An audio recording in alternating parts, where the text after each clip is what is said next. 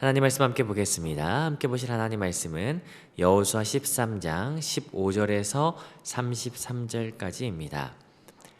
여호수아 13장 15절에서 33절까지 우리 다 찾으신 줄 알고 한 목소리로 함께 합독하도록 하겠습니다.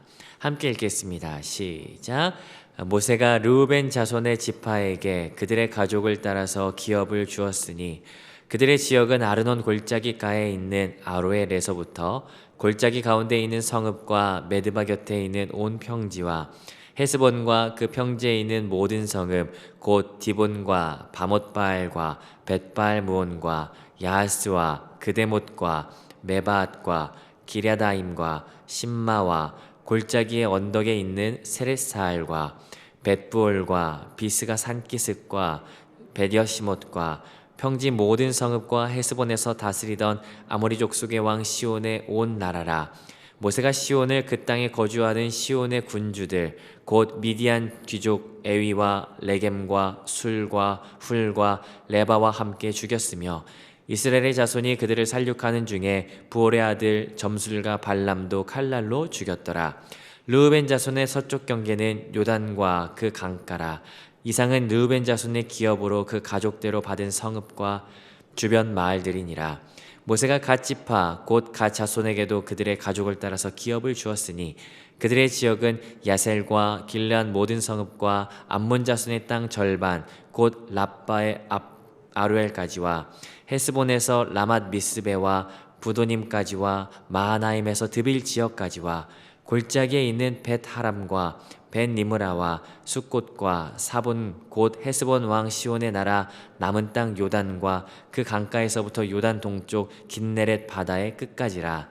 이는 갓 자손의 기업으로 그들의 가족대로 받은 성읍들과 주변 마을들이니라. 모세가 므낫세 반지파의 기업을 주었으되 므낫세 자손의 반지파에게 그들의 가족대로 주었으니 그 지역은 마하나임에서부터 온 바산 곧 바산왕 옥의 온 나라와 바산에 있는 야일의 모든 고을 60성읍과 길르앗 절반과 바스나왕 옥의 나라 성읍 아스타롯과 에드레이라 므낫세 아들의 마길의 자손에게 돌린 것이니 곧 마길의 자손의 절반이라. 그들의 가족대로 받으니라. 요단 동쪽 여리고 맞은편 모압 평지에서 모세가 분배한 기업이 이러하여도 오직 레위 지파에게는 모세가 기업을 주지 아니하였으니 이는 그들에게 말씀하신 것과 같이 이스라엘 하나님 여호와께서 그들의 기업이 되셨음이었더라. 아멘. 이렇게 말씀을 살펴보도록 하겠습니다. 우리는 여호수아를 같이 함께 묵상하는 중입니다. 어제도 같이 함께 나눴지만 여호수아는 주제에 따라서 이 구조가 가장 명확하게 나타나는 책 중에 하나라고 말씀드린 바 있습니다. 여호수아의 주제는 정복과 분배라고 말할 수 있는데 24장이 되는 이 여호수아 안에서 12장과 12장으로 명확하게 절반씩 구분이 됩니다. 앞에서는 정복에 대한 이야기가 나오고요, 뒤에서는 분배에 대한 내용이 드러난다라고 말씀을 드렸습니다. 우리가 지난주까지 같이 함께 살펴봤던 내용 1장부터 12장까지는 정복에 관한 내용이었어요. 그리고 이제 어제부터 살펴보게 되는 13장부터 24장까지는 이 분배에 대한 내용인데, 이 분배에 대한 내용을 보다 세부적으로 나눈다면 13장부터 21장까지 이 12지파에 대한 분배 내용이 드러나게 됩니다. 그리고 그 이후 22장부터 24장까지는 어떻게 살 것인가에 대한 내용이 나온다라고 말씀을 드렸죠. 오늘은 이 13장 후반부를 같이 함께 살펴보게 되는데, 어제 1절부터 14절까지는 모든 분배의 서론과 같은 역할이라고 말씀을 드린 바가 있어요. 이제 오늘부터는 요단 동편에 대한 분배를 시작으로 직접적인 분배가 이루어지기 시작합니다. 자, 오늘은 15절부터 33절까지인데 오늘 본문 4단락으로 나눌 수가 있을 것 같습니다. 15절부터 23절까지는 이 장자 지파인 르우벤 지파에 대한 분배가 이루어지고요, 24절부터 28절까지는 갓 지파, 그리고 29절부터 31절까지는 므낫세 2분의 1, 2분의 1, 절반 지파에 해당하는 기업의 범위를 보여주고 있죠. 그리고 32절부터 33절까지는 이 레위 지파에 대한 기록으로 마무리되어지고 있습니다. 이 각 지파들이 이 분배되어지는 이 경계들이 어떠한 곳들인지, 그리고 이것들이 나타나는 의미가 무엇인지를 좀 같이 함께 살펴보고 싶은데요. 먼저 이 분배에 대한 내용을 살펴보기 전에 여러분들에게 같이 한번 요청드리고 마음을 좀 맞추고 싶은 것이 한 가지가 있습니다. 그건 뭐냐면, 우리가 성경을 읽거나 묵상할 때 그냥 넘어가고 싶은 내용들이 있는 것, 저도 동일하게 느끼는 바이죠. 그것은 첫 번째, 이 족보에 대한 내용일 것입니다. 족보가 나오면 그냥 왠지 성경을 쓱 그냥 지나가고 싶은 것이, 묵상도 좀 어려워지는 것이 사실이죠. 두 번째, 우리를 좀 어렵게 하는 본문들이 있다면 그건 지파들에 대한 열거이지 않을까 싶습니다. 예를 들어서 민수기 1장, 26장 같은 경우에는 지파들이 몇 명인지 숫자에 대한 인구 계수가 나오는데, 그때 사실 그냥 조용히 넘어가고 싶기도 하죠. 오늘부터 나타나는 본문들도요, 이 지파들이 연이어서 나오기 때문에 아마 여러분 지루하게 느끼실 수 있을 것 같습니다. 근데 우리가 좀 같이 함께 마음을 맞추고 주파수를 맞추고 싶은 것은, 이 첫 번째, 그냥 넘어가지 말자. 왜냐하면 이 성경 우리에게 주신 이유가 있다라는 거예요. 특별히 이런 지루한 본문들을 살펴보는 이 저만의 비법, 마치 이렇게 맛집 비밀 같은 비법을 전수해 드린다면요, 반복되는 표현을 찾아보는 것, 그리고 반복되지 않는 표현을 눈여겨보면 길을 찾을 수 있다라고 볼 수 있습니다. 더 자세한 건 영어 비밀이니까 나중에 더 하도록 하고요. 자, 아무튼 그냥 넘어가지 말자. 두 번째는요, 좀 균형 있게 보고 싶은 마음 중에서 이런 말씀 드리는데, 너무 과도하게 몰입하지 말자라는 거예요. 두 번째는 그래서 그냥 넘어가자입니다. 숫자가 어떠네, 지명이 어떠네, 색깔이 어떠네, 뭐 너무 이런 거에 과도하게 집착하지 말고, 하나님께서 이 말씀을 우리에게 주셨을 때에는요, 보편적이고 일반적인 우리의 이성 안에서 읽고 묵상할 수 있도록 주셨다라고 하는 것을 기억하면서 균형 있게 말씀을 살펴보는 시간들이 되었으면 좋겠습니다. 하나님께서 우리 가운데 열어주시는 만큼, 또 부어주시는 만큼 은혜가 있기를 소망합니다. 자, 오늘은 첫 번째 단락 같이 한번 살펴보면서 말씀을 살펴보는데, 15절부터 23절 르우벤 지파에 대한 기업 분배의 내용입니다. 자, 먼저 15절 같이 한번 읽어보도록 하시죠. 함께 읽습니다. 시작. 모세가 르우벤 자손의 지파에게 그들의 가족을 따라서 기업을 주었으니. 자, 오늘 본문은 요단 동편에 있는 지파들에 대한 분배입니다. 사실은 요단 동편은 이스라엘 백성에게 약속의 땅으로 주셨던 기업은 아니었습니다. 그러나 민수기 21장에 의하면 이스라엘 백성이 가나안으로 진군해 올 때 요단 동편에 거주하는 바산 왕 옥과 헤스본 왕 시온에게 우리가 좀 그냥 지나가게 해주십시오. 우리가 차지할 땅은 그 땅이 아니라 우리는 요단 서편에 있는 가나안 땅을 차지하러 가는 겁니다. 우리는 싸울 의지가 없습니다 라고 그냥 지나가게만 해달라고 요청을 하는데요, 이 왕들이 그럴 수 없다라고 하면서 싸움을 걸어오기 시작합니다. 그로 인해서 불가피하게 싸울 수밖에 없었고, 하나님의 백성이 승리를 함에 따라서 이 땅이 이스라엘 백성의 땅으로 취해지게 되죠. 그곳이 바로 요단 동편 지역이었습니다. 그런데 요단 동편 지역을 쭉 보니까 이 지역은 이 목축업을 하기에 굉장히 유리한 지역이었어요. 그래서 아마 목축업을 본업으로 삼았던 지파들, 르우벤 지파, 갓 지파, 므낫세 반 지파이지 않았나 싶은데, 이들이 모세에게 요청하는 거죠. 우리가 이 땅에 머물고 싶습니다 라고 해서 분배받게 되었던 땅, 바로 요단 동편 지역입니다. 자, 그 두 지파 반, 좀 더 넓게 보면요, 이스라엘의 그 12지파 중에 가장 먼저 분배받는 지파가 누구인가를 좀 유심히 볼 필요가 있다는 거예요. 바로 르우벤 지파라는 거죠. 르우벤은 여러분 아시다시피 12형제 중에 가장 맏형입니다. 물론 장자로서의 권한은 르우벤이 가져가지 못했지만, 어쨌든 가장 첫 번째로 이 모든 지파에 대한 분배 가운데 가장 첫 번째로 르우벤 지파가 소개되어지는 것, 그리고 이 가운데 내용이 드러난다는 건 의미 있는 본문이지 않을까 싶습니다. 그래서 이 르우벤 지파가 땅을 분배받는데 경계는 16절부터 17절까지 등장합니다. 16절 17절 같이 한번 읽어보도록 하겠습니다. 함께 읽습니다. 시작. 그들의 지역은 아르논 골짜기가에 있는 아로엘에서부터 골짜기 가운데에 있는 성읍과 메드바 곁에 있는 온 평지와 헤스본과 그 평지에 있는 모든 성읍 곧 디본과 바못바알과 벳바알 무온과. 여기 아르논 골짜기라고 하는 곳은요, 르우벤 지파의 남쪽 경계입니다.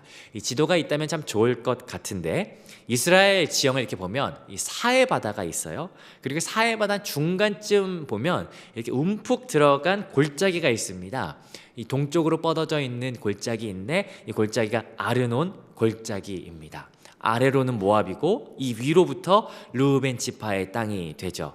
그리고 이 아르논 골짜기 바로 위에 아로엘이라는 성읍이 있어요. 거기에서 북쪽으로 직선거리 한 30km쯤 가면 메드바라는 성읍이 있고, 그 평지와 거기서 10km 더 올라가면 헤스본 지역인데 거기에 있는, 여러분 뭐 별로 관심이 없으신 것 같습니다. 그 평지의 성읍이에요. 근데 그 17절에 기록된 이 디본 성읍부터 20절에 기록된 12개 인근 성읍들이 다 르우벤 지파의 기업이 되었다라고 이야기를 하는 것이죠. 자, 그런데 이 지명들을 다 살펴보면 좋겠지만 이 열거되는 성읍 중에 딱 하나만 기억하면 좋을 것 같아요. 20절 맨 앞에 나오는 벳불이라고 하는 지역인데, 여러분 혹시 벳불이라고 하는 곳, 여러분 혹시 기억나는 곳 없으십니까?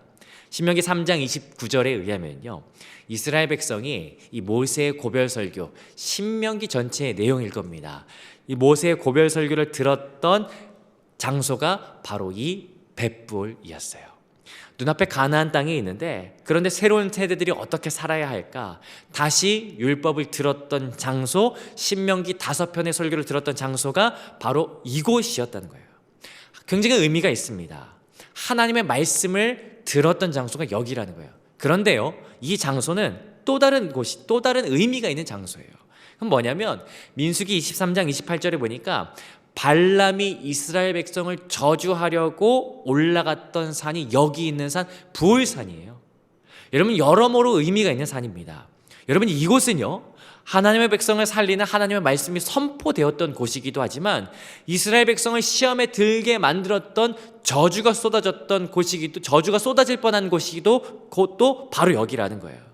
자, 그런데 갑자기 이 경계의 지역들이 쭉 열거되다가 갑자기 연속적으로 드러나지 않는 좀 이상한 장면이 등장합니다. 21절부터 22절인데 갑자기 이런 내용이 등장해요. 22절만 읽어보죠. 시작.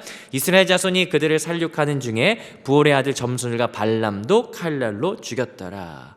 여러분, 이 사건은 지금 분배하면서 일어난 사건이 아니에요. 민수기 31장 8절에서 발람을 죽였던 그 과거를 다시 한번 회상하면서 한 번 더 기록하는 겁니다. 그리고 나서 23절 다른 지파 마찬가지로 르우벤 자손의 기업으로 가족대로 받은 성읍과 주변 마을이니라 라고 하면서 마무리하고 있어요. 여러분, 조금 이따가 살펴봐야 할 다른 지파들의 분배 내용과 비교하여 본다면 르우벤 지파만이 가지고 있는 독특함이 바로 이 장면입니다. 다른 지파들이 분배했던 그 지역들만 열거하고 끝나는 것이 아니라 여기 아주 독특한 내용을 가지고 있어요. 그렇다면 여러분, 이 내용은 굉장히 의미가 있다라고 볼 수 있는 거죠. 발람을 죽였더라 라고 하는 이 내용, 더군다나 12지파 중에 가장 먼저 기록되어진 분배 포문을 여는 첫 번째 장면에서 이 이야기를 한다라고 하는 것도 굉장히 의미가 있다라는 거예요. 그렇다면 우리가 이렇게 정리할 수 있습니다. 12지파의 분배의 초석이 되며 기초가 되는 분배 원리, 그건 뭐냐? 너희가 분배받는 땅에서 하나님의 말씀이 선포되게 할 것이냐, 아니면 이방 제사장의 저주가 울려 퍼지게 할 것이냐? 이방 제사장을 칼로 죽였더라. 너희 땅에서 하나님의 말씀만이 선포되어져야 할 것이다 라고 하는 것이 분배의 원리라고 하는 것을 이야기하고 있다라는 거죠. 자, 그리고 나서 두 번째 단락 갓지파의 분배가 이어집니다. 24절 보니까 24절 같이 읽어봅니다. 시작. 모세가 갓지파 곧 갓 자손에게도 그들의 가족을 따라서 기업을 주었으니. 사실 이 내용은 특별한 내용이 아닙니다. 이미 15절에서도요 르우벤 지파가 동일한 내용으로 분배받았다라고 이야기하고 있고 29절에서도 므낫세 반지파가 동일하게 이렇게 분배받았다라고 나오는 내용입니다. 여러분 동일하게 반복되는 내용 가운데 의미를 찾을 수가 있죠. 여러분 기억하시겠지만 민수기 34장에서요 모세는 이스라엘의 지파들의 경계를 이미 정해준 바 있습니다. 여러분 그런데 그 경계는요 민수기 26장 55절부터 56절에 의하면 제가 읽어볼게요. 민수기 26장 55절 56절입니다. 오직 그 땅을 제비 뽑아 나누어 그들의 조상의 지파의 이름을 따라 얻게 할지니라. 그 다소를 막론하고 그들의 기업을 제비 뽑아 나눌지니라. 여러분 경계를 나누었던 원리가 뭐라고 말하냐면요 제비를 뽑아서 경계를 나누었다라고 말하고 있어요. 누군가의 생각이나 누군가의 도시 계획에 따라서 나눈 것이 아니라 하나님께서 직접 제비를 뽑게 하셔서 하나님께서 직접 나누셨다라고 하는 거예요. 그리고 그 나누었던 경계를 지금 실제적으로 나누는 건 여호수아 13장부터 나오는 내용이죠. 모든 지파는 모세가 아니요 하나님께서 나누신 그대로 동일하게 나누는 것 보게 돼요. 이게 무슨 이유가 있을까? 여러분 그런데 생각해 보면요 지금 이 시점은요 여호수아 정복 전쟁이 모두 다 끝난 이유라는 거예요. 여러분 아마 정복을 하면서 어떤 지파는 수고를 더 했을지 몰라요. 어떤 지파는 더 애썼을지 모릅니다. 더 큰 헌신이 있었을지도 모릅니다. 여호수아 4장 12절에 보니까 르벤, 갓, 므낫세 반지파, 요단 동편에 거주하는 지파는요 전쟁의 맨 앞에서 나가서 싸웠던 지파들이에요. 더러는 공동체를 위기에 빠뜨렸던 지파들도 있습니다. 여호수아 7장 1절에 보니까 아간 때문에 공동체가 전쟁에서 패배했거든요. 아간은 유다 지파였어요. 여러분 생각해 보면 공과에 의해서 땅을 더 주거나 덜 주거나 하는 것 우리의 생각으로는 그래야만 할 것 같습니다. 그러나 땅의 분배에서요 누군가의 공로나 행위로 더 많이 받거나 더 적게 받거나 되어지지 않았다. 하나님의 약속에 의해서 분배받았다라고 하는 것. 이후에도 나오는 므낫세 반지파도 29절 읽어보면요 29절 읽어보겠습니다. 시작. 모세가 므낫세 반지파에게 기업을 주었으되 므낫세 자손의 반지파에게 그들의 가족대로 주었으니. 모세는 이미 죽었음에도 불구하고 모세가 나눈 그대로 그들에게 땅을 주었다라고 기록하고 있죠. 이것이 두 번째 이들 가운데 나타나는 분배의 원리였습니다. 오늘 본문의 말씀을 정리를 해보면요 오늘 본문은 요단 동편에 위치한 두 지파 반 르우벤 지파, 갓 지파 그리고 므낫세 절반 지파의 분배의 내용을 우리가 살펴보았습니다. 르우벤 지파의 분배를 통해서는요 르우벤 지파 분배에서 12지파의 그 분배에 있어서 가장 앞선 지파로서 분배의 모범을 보여준 바 있죠. 다름 아닌 분배된 그 땅은 하나님의 말씀이 선포되어야 하는 곳이어야 한다. 이방 요소들이 제거되어야 한다라고 하는 것 이야기했습니다. 이거 분배의 원리였죠. 또 다른 원칙 무엇이었습니까? 르우벤, 갓, 므낫세 반지파에게 공통적으로 들어가는 반복되어진 내용인데 어떤 공로나 외적인 요소가 개입되는 것이 아니라 하나님의 약속, 하나님의 말씀에 따른 분배가 되어야 된다라고 하는 것 분배의 원리로서 이야기했습니다. 어릴 적에 시골에 이렇게 살다 보면 가끔씩 큰 싸움이 날 때가 있습니다. 동네에서. 그건 10중 8구 땅 문제입니다. 논둑이나 어떤 경계가 조금이라도 들어가면 난리가 나요. 언젠가 이렇게 비포장 도로 지역이 이제 저희 지역이었는데 시간이 지나면서 이제 도로 포장을 하는 때가 있었어요. 측량하는 분들이 와서 칼같이 이제 지적도대로 정확하게 반듯하게 측량해서 길을 포장을 했죠. 여러분 이렇게 콘크리트로 포장을 하는데 콘크리트가 얼마나 단단하고 얼마나 반듯합니까? 그런데 이 길 옆에 있는 이 땅 주인 아저씨가요, 그 콘크리트가 다 만들어졌는데 도끼를 이렇게 막 해머를 가져와가지고 콘크리트 막 깨는 거예요. 이게 아니라고, 내가 평생 여기 요만큼 더 농사를 지었는데 여기 이만큼 들어갔다고, 이 지적도가 잘못된 거라고, 측량 잘못된 거라고 하면서 이 막 해머로 깨고 여기 막 논둑을 길에다가 막 쌓기 시작하더라고요. 길에 논둑을 쌓으니까 반대편에 있는 이제 땅 주인 아저씨도 그러면 나도 그러면서 논둑을 길 위에 쌓기 시작하면서 길이 좁아지는 그런 현상이 있었습니다. 그런 생각이 들어요. 이스라엘도 땅 분배하면서 누구는 땅을 더 많이 차지하고 싶어 하지 않았을까? 내가 평생 이만큼 했는데 내가 이 정도 받아도 되지 않냐라고 하면서 좀 억지 부리고 싶지 않았을까? 그런데요, 땅 분배에 있어서 가장 중요한 기준이 있었다는 것. 그건 내 욕심이 아니라 하나님의 약속의 말씀이 이들에게 기준이 되었다는 것, 우리가 같이 함께 보게 돼요. 여러분, 하나님의 말씀이 기준되는 건 굉장히 중요합니다. 말씀이 경계가 되어서 그 경계를 넘어가지도 않고 넘지도 않는 건 얼마나 중요한지 몰라요. 이 시대를 한마디로 정의해라 라고 한다면 경계 상실의 시대지 않나라는 생각이 듭니다. 경계를 지키는 건 굉장히 중요합니다. 그리고 그 무엇보다 그 경계의 기준을 삼는 건 굉장히 중요하죠. 하나의 말씀으로 삼는 것. 저희 막내 아들이 키우는 생물이 하나 있어요. 저희 집에. 뭐냐면 달팽이인데요. 손바닥 반만한 크기의 달팽이입니다. 전 볼 때마다 징그러워가지고 막 이러는데, 근데 저희 막내 아들이 귀엽다라고 하는 거예요. 여러분, 근데 생각해보지 않으실래요? 이게 귀엽다고, 이게 이쁘다고, 이게 아빠 이게 꼭 자식 같지 않아요? 이러면서 이걸 침대 위에 둔다면 여러분 어떨까요? 저는 생각만 해도 징그러운데. 여러분, 경계는 굉장히 중요해요. 있어야 할 곳에 있는 건 매우 중요하다는 거예요. 하나님께서 물과 무채 경계를 말씀으로 정하셨을 때 그 경계를 넘지 않았던 것처럼 우리의 삶 가운데 명확한 기준과 그 기준을 준수하면서 살아가는 것 매우 중요하다라고 하는 것, 오늘 말씀을 통해서 다시 한번 생각해 보게 되는 것이죠.